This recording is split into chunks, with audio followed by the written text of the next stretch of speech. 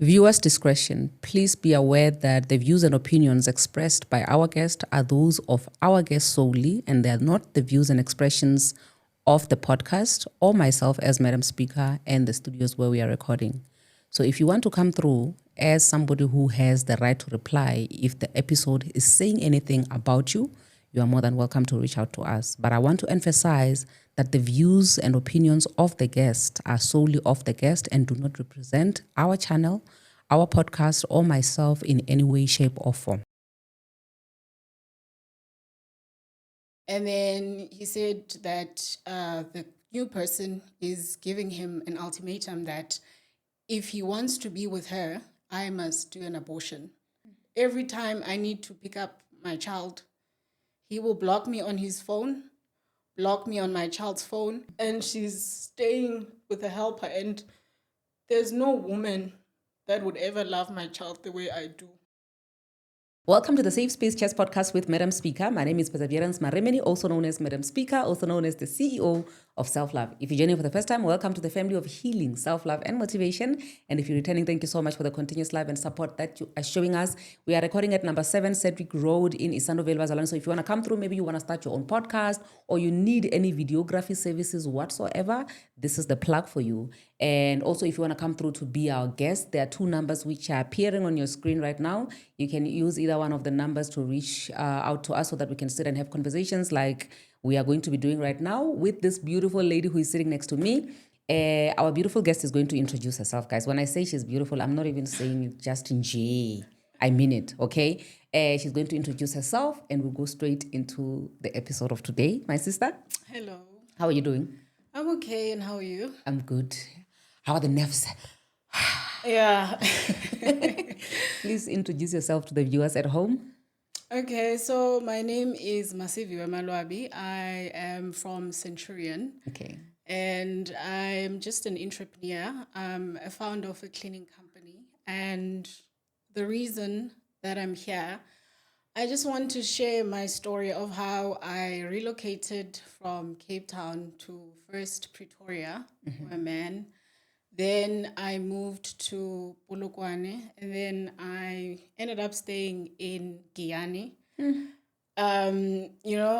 Thinking that, I'm making a sacrifice for somebody that's going to be my lifetime partner. But when I walked away from all of that, because we have a child, we ended up on almost a 3-year battle in the children's court. And yeah, that's mainly the reason why. And also just to raise awareness with the challenges of co-parenting with somebody who's just, impossible, who does not consider the child, but just wants to hurt you. Yeah.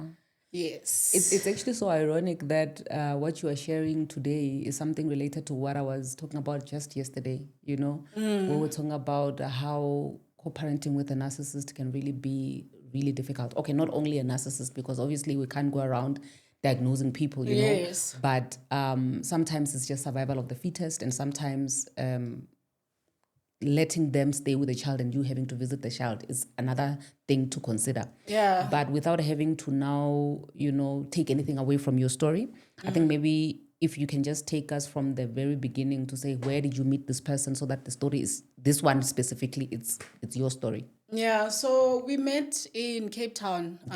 We were both students. So we're both students, but he was ahead of me because he's older. And also I started failing as well. Okay. So we met 2011. And at that time, I had just lost my dad. So I was going through like a lot. Yeah. And when he came to my life, like it seemed like God had sent me somebody to help me deal with that, because he was doing, the right things. And he was my second boyfriend. So comparing to the first experience, like, he was taking me out on dates. He was, he seemed considerate and all of that. Then he finished his studies, 2013, and I was still studying. We were studying in Cape Town. And when he finished, he moved to Pretoria because he's from Pretoria, but originally he's from Giyani. Okay. So he moved to Pretoria and I stayed in Cape Town to finish my studies. And he finished 2013, 2014, I fell pregnant. Okay. And when I fell pregnant, he was in this side in Pretoria, and he had a new girlfriend. Sure. But we had not broken up. He just told me that, he has somebody that he's found. But I think he just told me, but he was not really breaking up with me. Okay. But I wanted that relationship to work so much because growing up, I had never seen family members being in healthy relationships. And even my mom, they broke up with my dad before I was even born. So I wanted that for my child, that Something different. Yes, I wanted a mom and a dad, did not look at how that looked like. So when I fell pregnant and I told him that I'm pregnant, he told me about the new person. And then he said that the new person is giving him an ultimatum that if he wants to be with her, I must do an abortion. And then I did not want that. And the person was an exchange student from America. So in my head, I was like, this is not going to go anywhere. In the end, he's going to choose me. Okay. So I told his mom that, I'm pregnant and he wants me to, abort the child. And then the mom said, no, I don't have to do that. They've always been wanting a grandchild and all of that. So I didn't.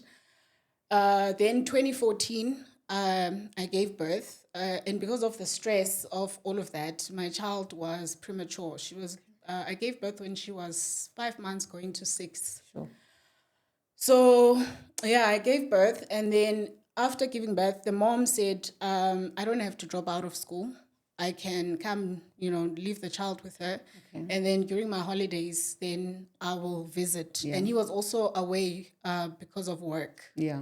So December 2014, we got released from hospital with my child, and then I moved to Pretoria first.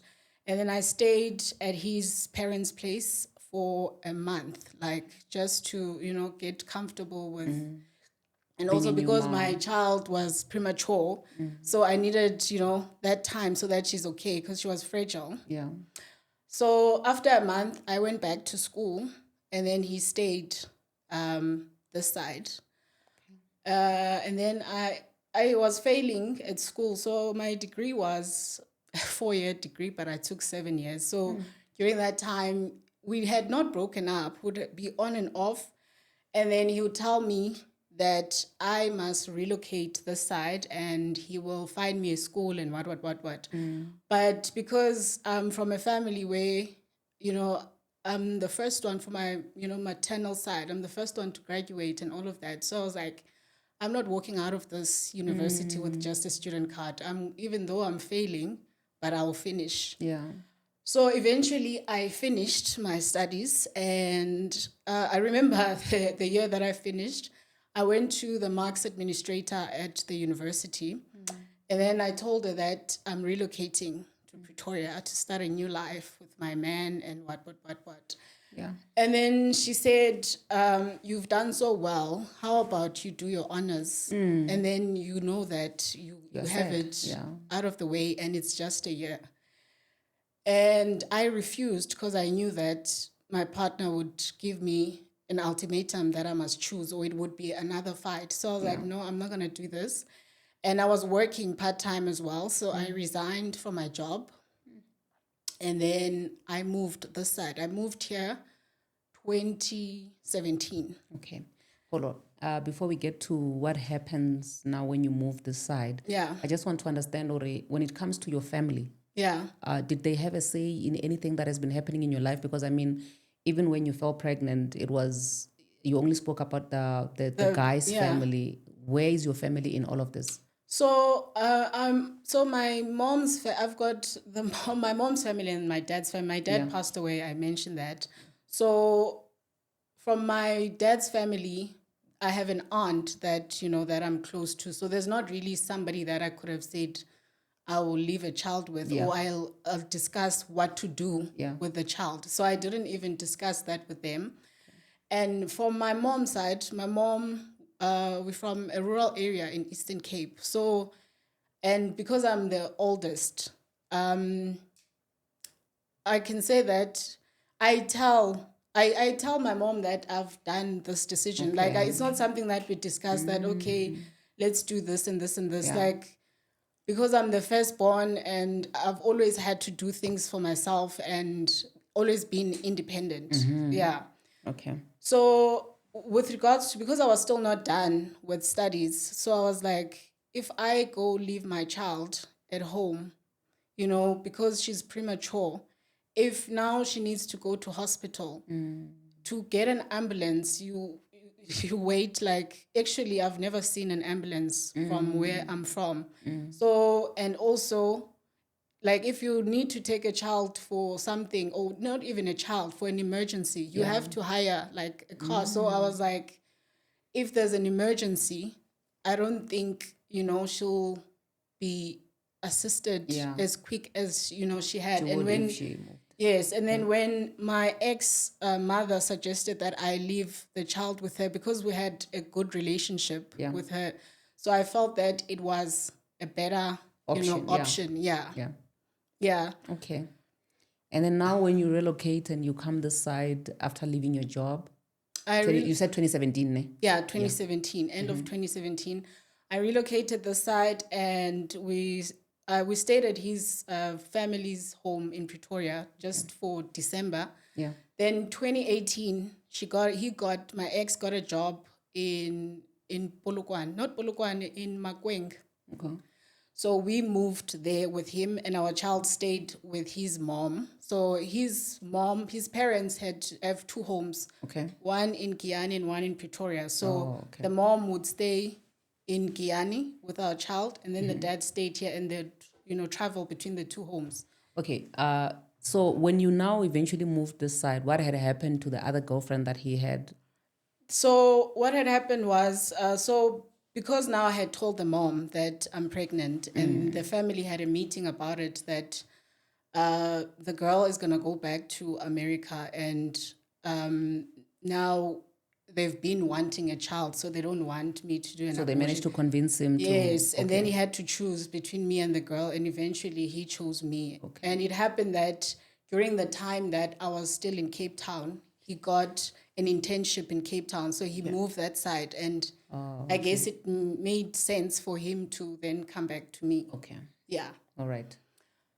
So I moved the side and we went to stay in Makweng. Makweng, yeah. Yes.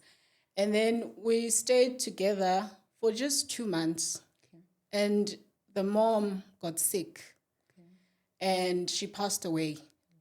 And then now it was the dad had moved to Giyani as well. Okay. So now in Giyani it was our child, the dad, the grandmother, and a young girl who's almost the same age as my child, and then his younger brother, and then the grandmother was ill.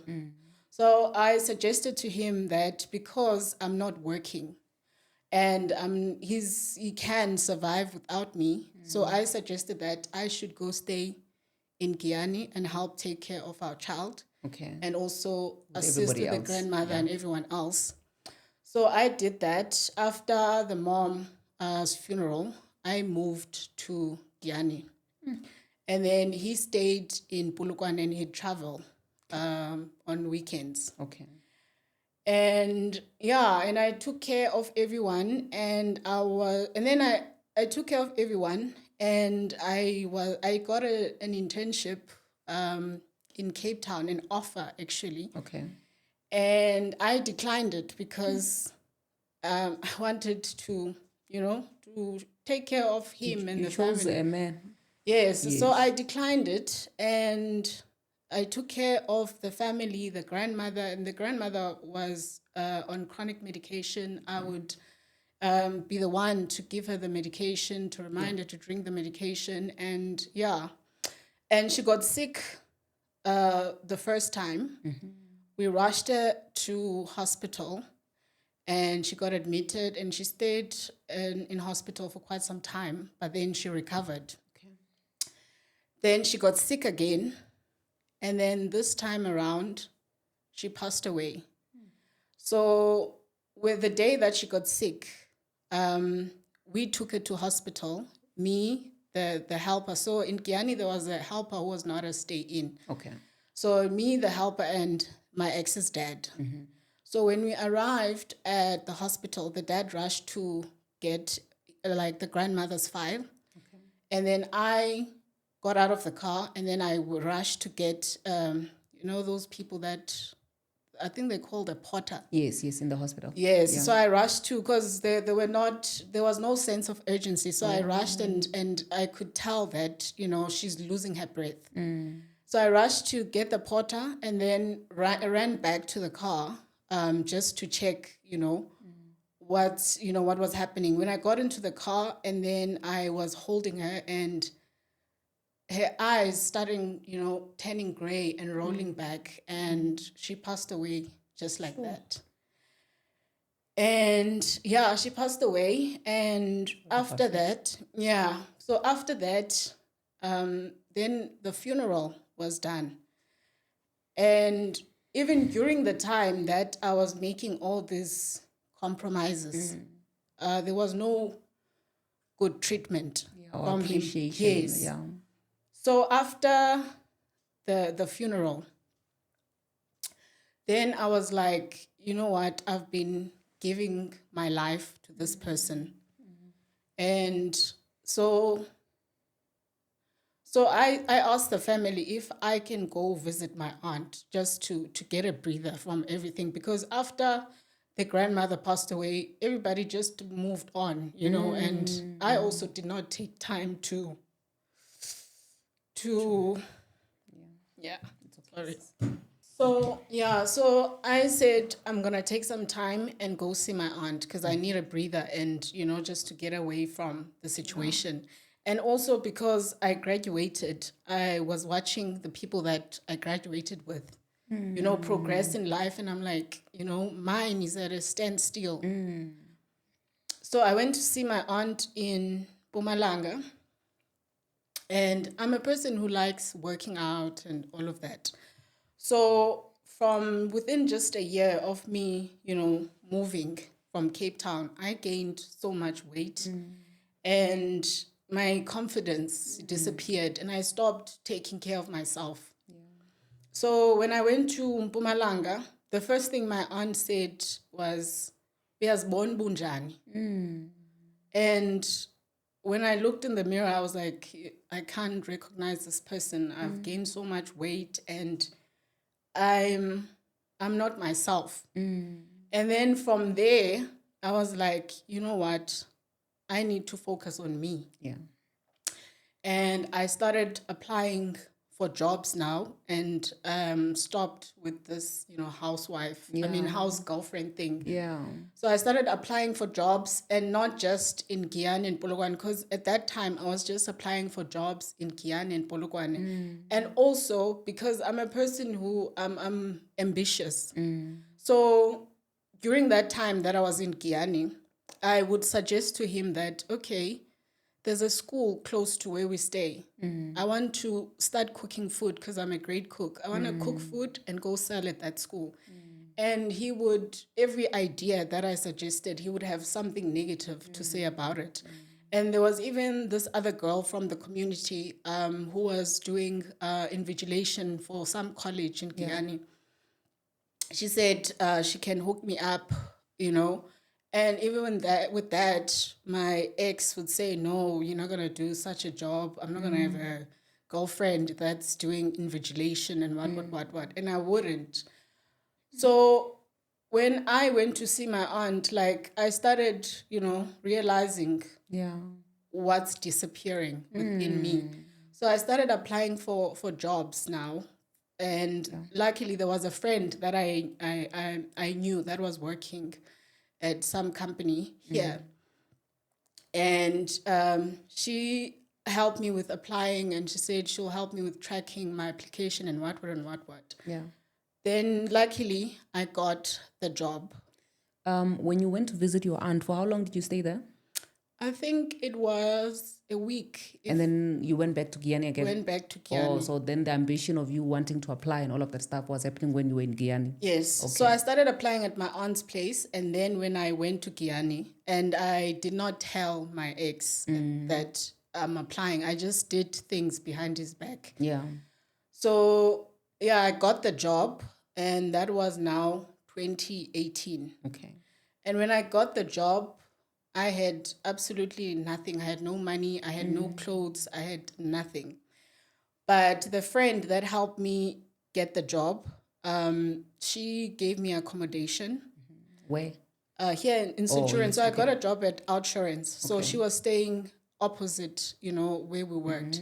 So she gave me accommodation. And then my one friend in Cape Town borrowed me money to travel, firstly from Polokwane to Pretoria, and also just to survive. So, yeah. And then with my first pay, I paid my friend, and and from staying with my friend, because she was sharing a flat, so I was staying, would share her bed, and sometimes if she has visitors, I would sleep on a couch. Yeah. Then she moved out, and then I took over her room. And then eventually I got my own flat. I bought myself a car, and things started, looking good for me. Yeah. But before I get to that part, so then when I left, Giyani. Giyani, yes, I wasn't really leaving him. I still had hope that things will work out. Yes. So when he was giving me, and then when I got the job, he gave me an ultimatum that if you accept this job, it's over. And then what did he want you to do? To remain there and be a house girlfriend? Yes. Well, his life, continued, and it's not even like he was appreciating me. He was cheating. He was abusive. He was, swearing at me and all of that. Yeah. So then when I got the job, I still wanted to be with him, and I wanted to make things work. And now he had moved from Makweng to Polokwane, and then he said, when he said he's giving me an ultimatum to not accept the job, he said now he's got a fancier place in Polokwane, and we'll take our child to a school in Polokwane, and we'll be a happy family. But I was like, we can still be that with me having my job and having the things that I wanted for myself. Yeah. But he was still against it. But I was like, okay, I'm going to prove to him that we can still work. This is for us.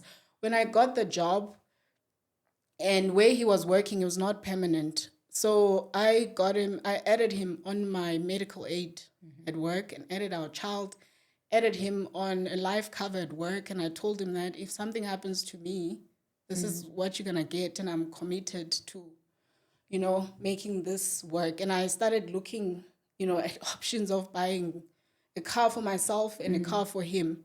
Okay. But then, even with that, it was still, swearing, fighting, and I would always be walking on eggshells and all of that. Then we parted ways. So he told me that, so our child stayed with him at first in Polokwane, and I told myself I'm going to get my life together and try to get it back. Yeah. So, and then during that time, then he said he has a girlfriend, and now he's moved on, and and I continued with my life, and I would see our child there and there. And then... So this person is moving on while he's still under your medical aid and all that stuff? Yes, it was on my medical aid, I think, for about 2 years. Okay. Then when COVID hit, so there was a time we broke up and we're not, and then when COVID hit, then he came back again and he promised me that, let's start again. Let's quarantine together. Okay. And at that time, when COVID hit, I had taken my child. Okay. My child was staying with me in Pretoria. and with me and my sister. My sister was helping me take care of her. Okay. And then he said he's going to let go of his place in Polokwane and he wants to quarantine with me and we'll try and fix things. And then I agreed. Okay. And that was a mistake. Sure. Because it was so chaotic that like every single day, like, the security guard would be called to our flat. My neighbor, like, he would hear us that we're fighting and he would call the police. I mean, he'd call the police. Yeah. And my sister and my child would run to the security guards and the security guards would not be able to diffuse the situation. And they would call the bigger security company that, I don't know how, there's ones that are at the gate. Yeah. And then there's ones that are patrolling. Yeah. So they would call those and and what are the type of things that you guys would be fighting about? Like it would be, so the time that I remember that made me end things completely. So 2018, I wanted to try this fitness influencing thing. So I would wake up, at 5 and then I would go exercise in our complex. There was a rooftop and I would post videos on Instagram and what. So that day I woke up and then before everyone, and then he found me on my phone and then he's like, you haven't even cooked for me. Why are you on your phone? Like it would be things like that would piss him off. And then I said, no, I was just posting my content from the previous day. I'm going to make something to eat and then I'll go work out. Then I started making breakfast for him. And then we started arguing about the same thing. And then I started I had a pan on the stove. Okay. And then I went to the sitting room and we started arguing and I was now against the wall and he's standing in front of me. And he started beating me up. And then at that time I was used to that. Like I wouldn't even be crying or whatever, but my neighbor would hear maybe if he's hitting me against the wall. And then, so, and then after he hit me, I moved to, he spat on my face first. And I did not react. I just, I was like, whatever. And then I went back to make, the breakfast that I was making. I had pan and oil on the stove. And then something came back to me that this person just spat on my face. And then I took the pan and I threw it at him while it had oil. And then I took out a knife in the drawer and I chased him with that and he ran into the room and he locked himself in the room. And because he was, shouting, sorry for saying it's the fine. name. We'll beep out the name. Yeah, like that. What are you doing? Are you trying to kill me? And what? So because of that commotion, then the security guards were called and also the police and the police. And then when they came, he broke my phone and other things in the house. And then because I knew that he was a trader and I knew that, his wallets were on his laptop and now I wanted to hurt him as well. I took his laptop and I smashed it on the ground and he broke my TV and what. And then when the police came, no one wanted to open any case. So after they left, I called his older sister and I said, I don't want anything to do with this person. He must leave my place. And then eventually he left on that same day. And then now, because, with family, when I would report the things that he would do, it would always be, no, give it a chance. Yeah. relationships are like this. Yeah. So now I wanted it to be final. I involved like an elder. So I called my mom and I told her exactly what had been happening, because during our relationship, I wouldn't want people to know him for who he is and the things that he was doing. Yeah. Then I told my mom exactly. And I said, I want to go to his family now and I want to end things. Then my mom came, we went to his family. And then when we got there, my mom now was not in support of my decision. Okay. So she suggested that I must write down the things that I don't like about him. And if he repeats them again, then we end it. And and the family members as well were for that. And I felt like I'm in a corner again. Nobody understands, what I've been going through. And I know now that this man is not going to change. Yeah. And also now at the school, my child's school, they were asked to draw their family. And she drew a picture of a woman on the ground and a man angry standing over the woman. And then she said, this is mommy and this is daddy. Sure. So that's when I was like, this is, as much as I'm saying I'm staying because I want my child to be raised in a home where there's a mom and a dad, but it's actually doing more damage. Yeah. But when in that meeting, everybody was still saying, let's make it work, even with that. And I ended up saying, okay, fine. But I left and went back to my place. And when we were going home, I was crying. Not crying, but I was so angry at my mom that I told you that this person has been treating me this way and he's not going to change. Then after we arrived, she went to my place, my mom, and then I called my friend and I told her that, this is what happened and I'm so angry and I feel like I did not walk away with what I wanted. Yeah. Then my friend is like, call the meeting again and this time around, do it at your place. And don't let your mom speak. Tell them exactly the decision that you've made. So I invited the dad and my ex to my place and I made sure that I cook. And they ate, and after that, I told them that I'm done with this relationship. I don't want to fix anything. I just want to move on, and we just need to co-parent. Yeah. And then obviously the dad was not happy about that. Even him was not. And they left, the meeting not in good terms, but I was fulfilled. I was happy that, finally I've left. Yeah. And then after that, I just focused on building, myself. And that's when I bought myself a car and got myself, another flat and all of that.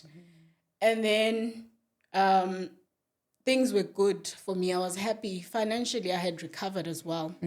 Then he got himself, even though he works in Polokwane, he got himself a place in Pretoria. And we got a place, and it was close to now our child's school. Okay. And then he started, being nice, and and we're co-parenting, in a manner that looked like, okay, there's hope. We can actually co-parent. Okay.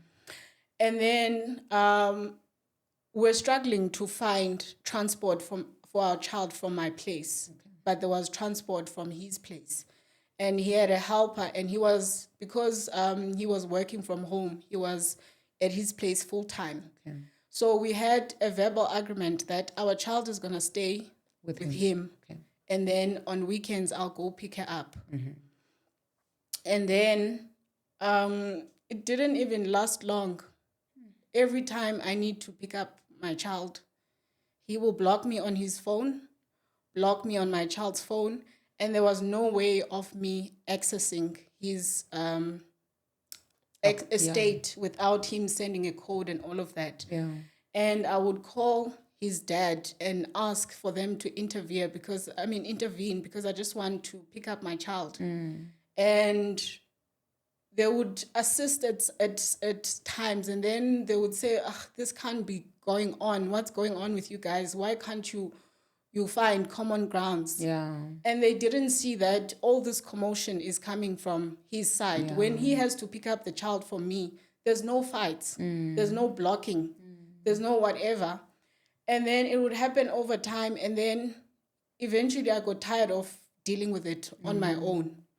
Then I called my aunt and I told her, this is the situation. Can you call the family and ask for a meeting so that we find a resolution that's, beneficial for our child, And my aunt called the family and she was promised that there would be a meeting. Yeah.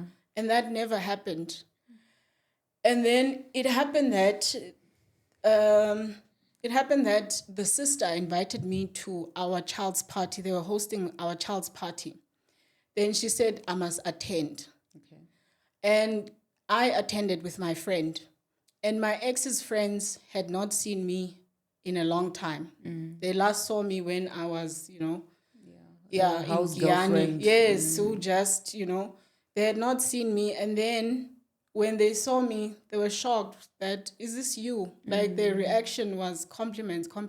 And then we were sitting outside, that table where they set the cake and snacks and what. I was sitting there with my friend, and then there was an open chair, and then it was his sister. Then one of his friends came to sit on that chair. And then he just greeted me and said, you look good. And then he continued to have a conversation with the sister. A few minutes after that, my ex's cousin calls me by the side and says, what wants to speak to you. And that time he has a girlfriend, and the girlfriend was there as well. And then I go to him. He's like, you're starting again. I'm like, what do you mean? He's like, why are you talking to my friend? What are you trying to do? You know yourself. And then he's like, if you continue this, I'm going to ask you to leave. And then I was like, you know what? I'm going to leave because I know you're going to cause drama. So I left. I just said my goodbyes to my child and I left. And then the next day, I'm calling my child's phone. It's one tick. I can't see a profile picture. And then I sent him a message saying that I've been trying to call my child and also the helper, but, it's not going through. Yeah. Then he's like, you've been blocked from speaking to my child. You're not going to see my child ever again. You came to my child's party to hook up. You are this and this and this and this and this. And then I, again, told the older sister that this is what's happening. And they were not assisting at all. Yeah. So it was December, that whole holiday, December holiday, I was not able to speak to my child. And that's when now I was like, I'm approaching the children's court for assistance with that. Yeah. Thinking that, the children's court is going to assist.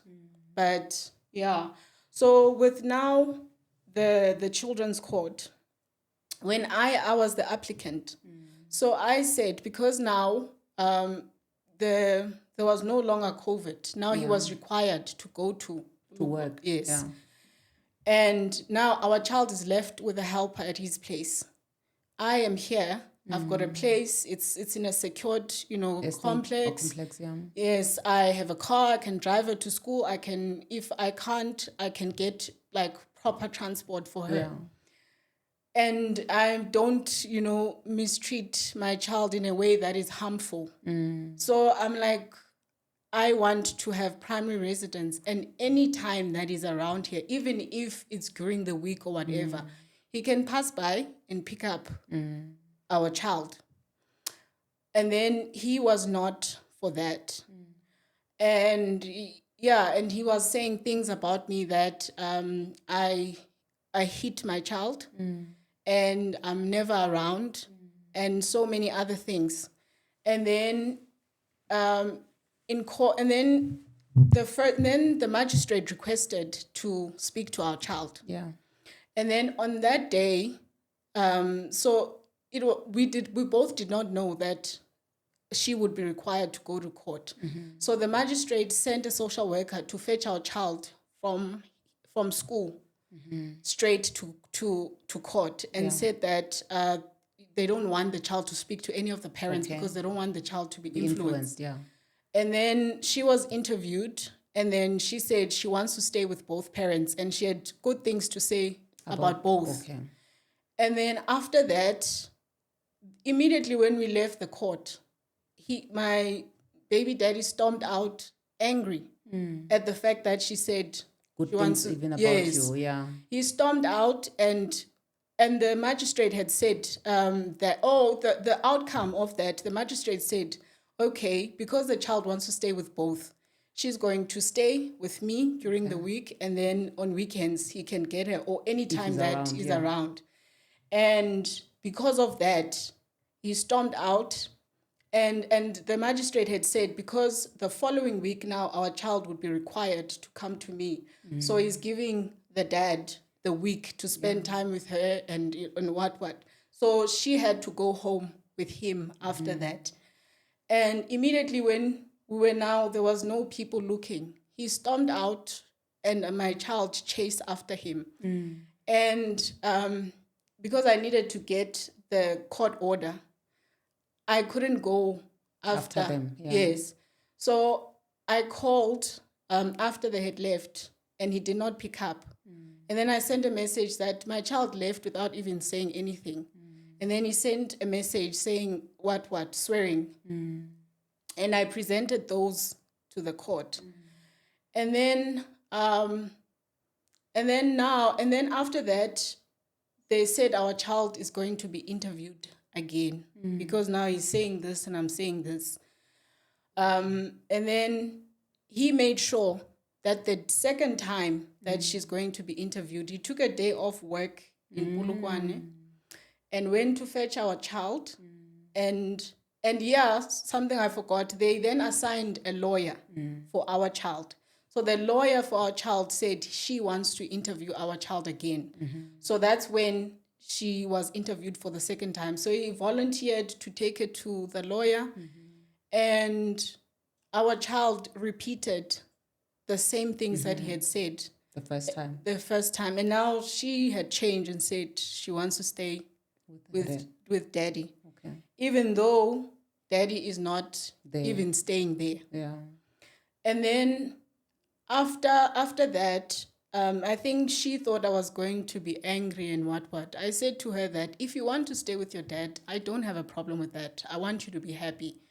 But don't justify it with lies. The fact that you are lying tells me that this is not what you want. And then I said that in court, that she's being manipulated to say these things. There's no way that she says the exact same thing that the dad says. And then the court said, I need to provide a psychological report that proves that she is manipulated. I can't make such accusations without. And then she was interviewed again. And then I said, okay, when you interview her again, please don't interview her at his place or my place. And also don't tell any of us that you're going to interview her, so that there's no influence.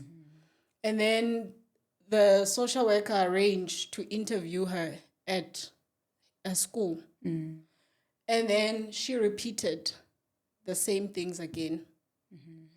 And then the court now said they're going to give him primary residence because the voice of the child is important. So the third time she repeated what she said the second time. Yes, she said she wants to stay with the dad, but she did not repeat that I abuse her and whatever, but she just said, I want to stay with my dad. She wants to stay with the dad. The dad does this and this and this. Okay. And then they said they'll investigate further. And then there were now 3 appearances that were left. And at that time, I was starting to be drained. So the other time, I had an accident going to attend.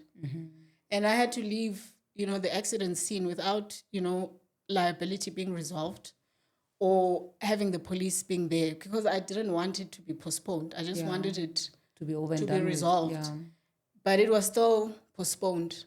And then the second last time, I just could not wake up. I was just exhausted. And I told the social worker that I'm not well. I can't attend. And then the third time, the date was, I think it was the 14th of August. And the social worker noted on the group that the court case is on this day. And I acknowledge. But for some reason, I went on my diary and wrote the next day. So I went to court the next day. And then after that, I was told that a warrant of arrest is going to be issued for me because now I've missed court 2 times. That's when I was like, I need to stop fighting. Yeah. I need to stop fighting and let things be. So the last court attendance, when the social worker recommended that he's going to have primary residence, I just said, if the court feels that way, then let it be. Yeah. And I did not argue. I don't know if that means to them that I agreed, but I was just like, you know what? It is well. Yeah. Yeah. This is so relatable. You know, this is literally what we've been talking about the past couple of days. So what I want to find out from you, I'm so sorry, you know, for all these up and downs that you've been through, you know, fighting for your child and everything. I can only imagine what that has done to you, you know. Yeah. But maybe as we're getting to the ending of our sitting for today, I just want to understand, what is the situation right now, today? So the situation right now is that our child stays with his helper at his place. Okay. And he comes back after a week. Sometimes he skips a week. Okay. And also another thing that made me say, let go of this. So during the time that we're attending court, so we had an agreement that we're going to pay half with school fees. And then the first year, he had already had an outstanding balance brought forward from the school fees. And then when we started the court, he hired a private lawyer. And when he hired the private lawyer, he was not paying school fees at all. And I was paying a loan, and the balance was piling up and piling up and piling up. Yeah. And then and then I also started having, you know, financial difficulties. So there would be months that I'm skipping. Yeah. And then the school, because it's a private school, they said in order for her, and then they said she's not allowed to attend school until we've paid a certain amount.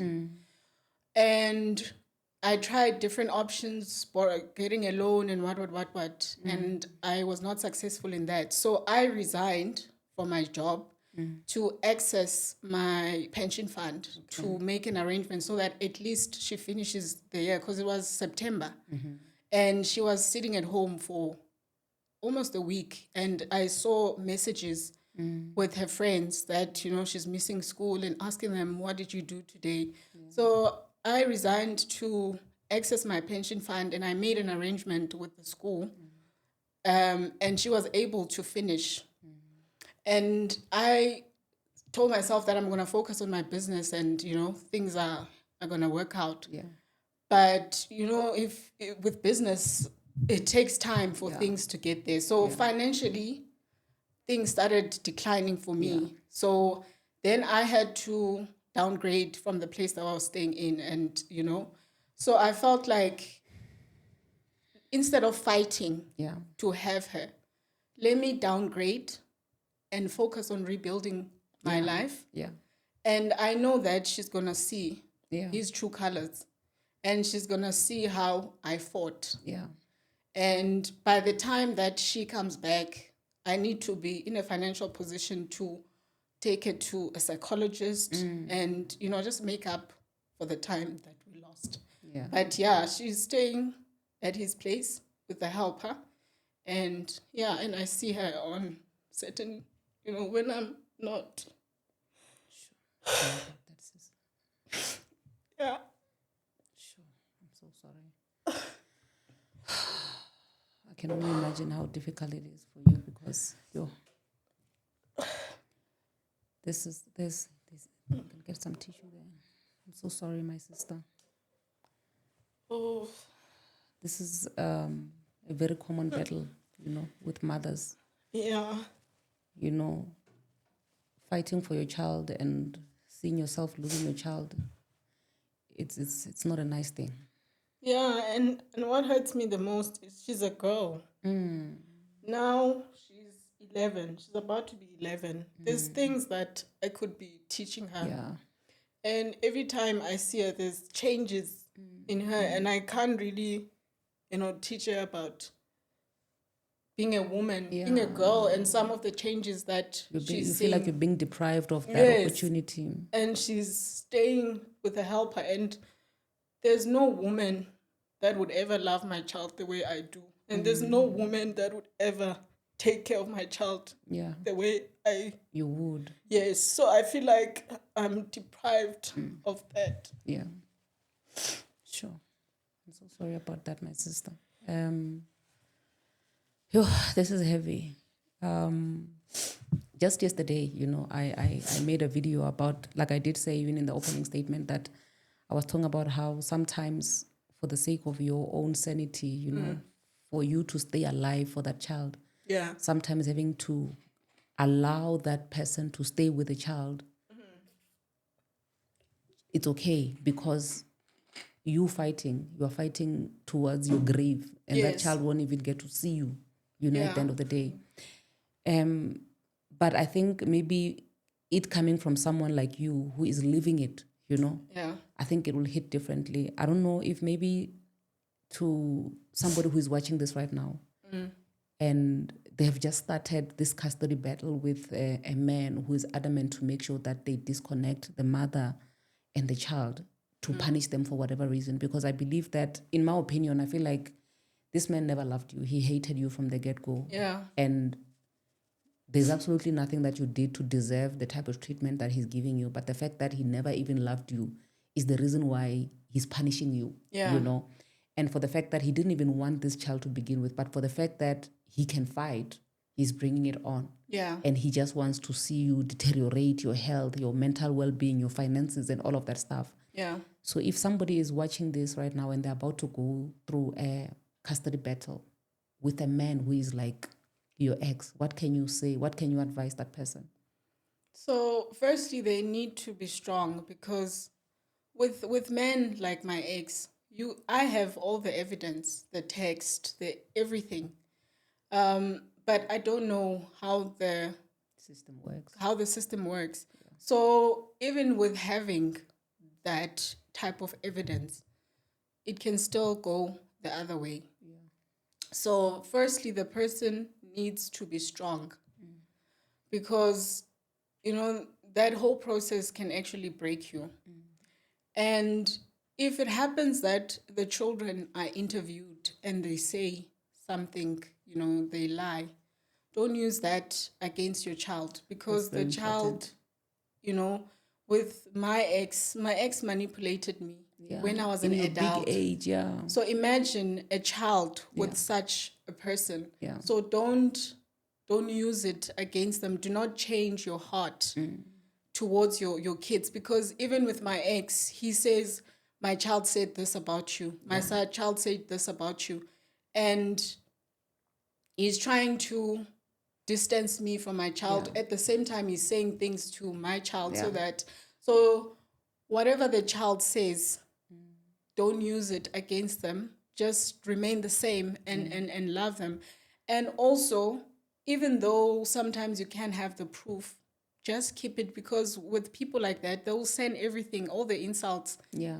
Keep the evidence, and, maybe for someone, it might work out different. Yeah. Yeah.